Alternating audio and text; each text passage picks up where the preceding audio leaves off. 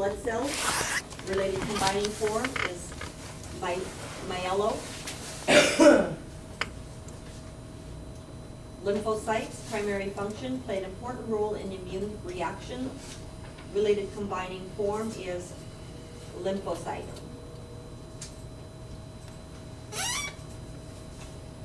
Thymus, primary function, produces T lymphocytes, secretes thymosin for the immune system. Related combining form is thymo. Then you have your immune system. The primary function defends the body against harmful substances such as pathogenic microorganisms, allergens, toxins, and malignant cells. Related combining form is immuno. And of course, we cannot play these animations. I've had the computer guy look at them. I had Angela come in and look at it to see if we might be able to play it. Unfortunately, we can't. Types of mastectomies. You have types of mastectomies that we're not going to be able to show. And for the lymph nodes. And that is it for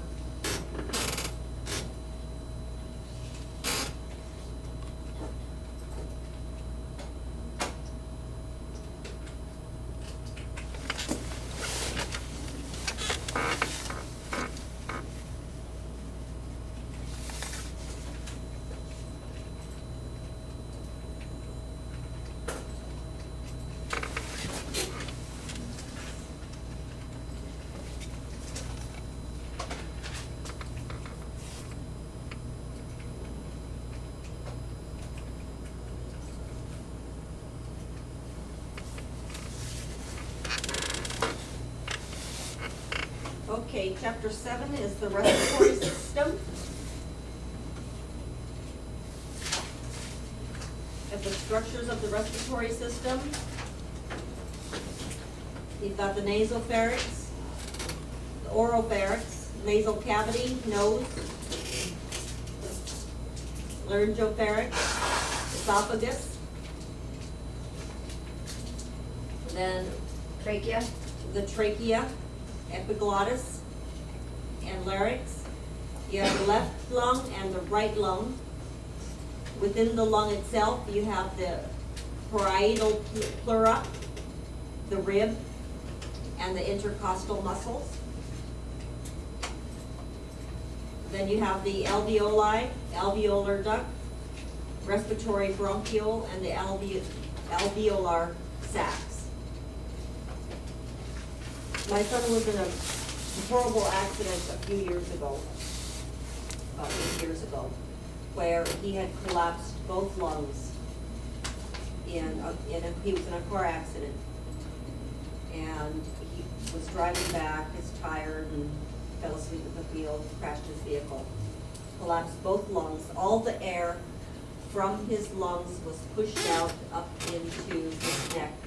So I don't know if you guys have ever filled a sock with sand and you try squishing it. That's what it felt like right there. All the air had gone up into his neck.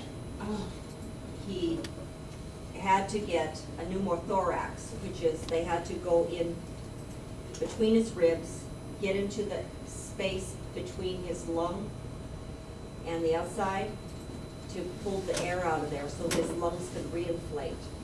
He had a number of surgeries, and it's very, very painful for patients to have that, because for the most part, they're going to do that, and on an emergent basis, is they're going to punch through, just cut you without numbing you, doing anything. They are going to cut right into you and insert that tube, either to let the air out, or if there's blood around surrounding the outside of your lung, they're going to do that too. You have the structures of the upper respiratory tract. You have the frontal sinuses, which is right up in here.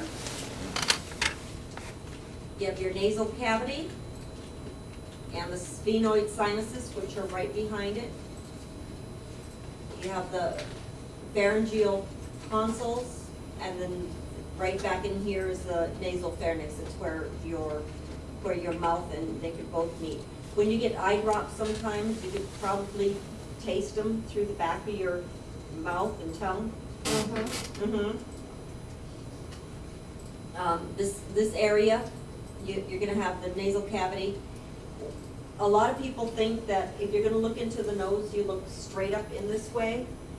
That's not so. You're gonna have to look straight back into this direction, especially if you're gonna do like sinus washes. You have to put it straight, put the tube straight in, the bulb straight in this way to clean out the sinuses. I worked in an ENT clinic where we had some patients who snorted cocaine.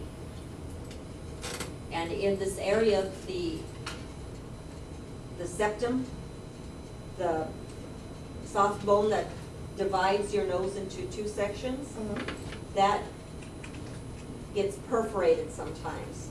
You'll have a hole in that, so it kind of makes breathing hard. They have buttons, silicone buttons that are made to patch that hole. Or if the patient has had their nose broken and the septum is deviated, which is kind of turned toward one way, you're more likely to have nosebleeds because of the deviation. It's drying out one side of your nostril more than the other, and you're going to have nosebleeds.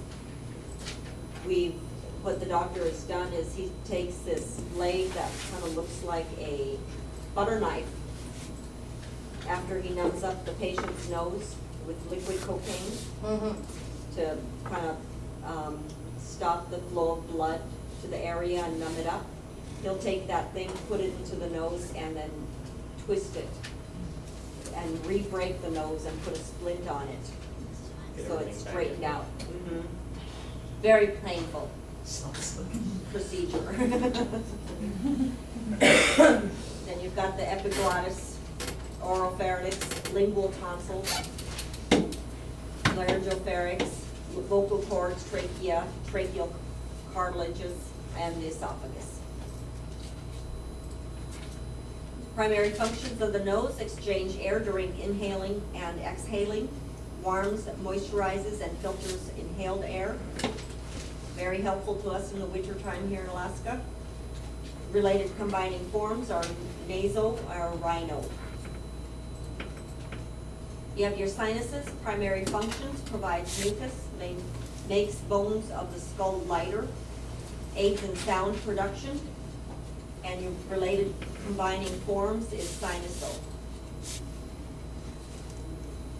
Pharynx, primary function: transport air to and from the nose to the trachea. Related combining form is pharyngeal or pharyngo. Larynx, primary function: makes speech possible. Related combining forms is laryngeal. Epiglottis, primary function: closes off the trachea during swallowing. Related combining forms is epiglottal. Trachea, primary function: transports air to and from the pharynx to the bronchi. Related combining form is tracheo.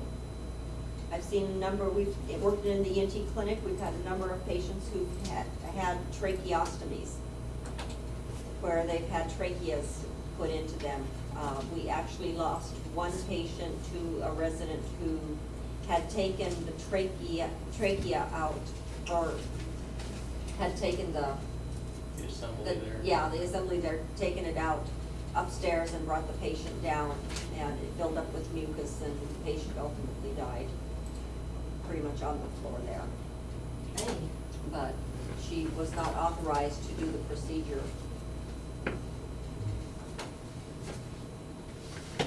You have the bronchi, primary function: transports air from the trachea into the lungs. Related combining forms are broncho or bronchio. Alveoli, primary function: air sacs that exchange gases with the pulmonary capillary blood. Related combining form is alveolo. And of course our animations. pretty pictures.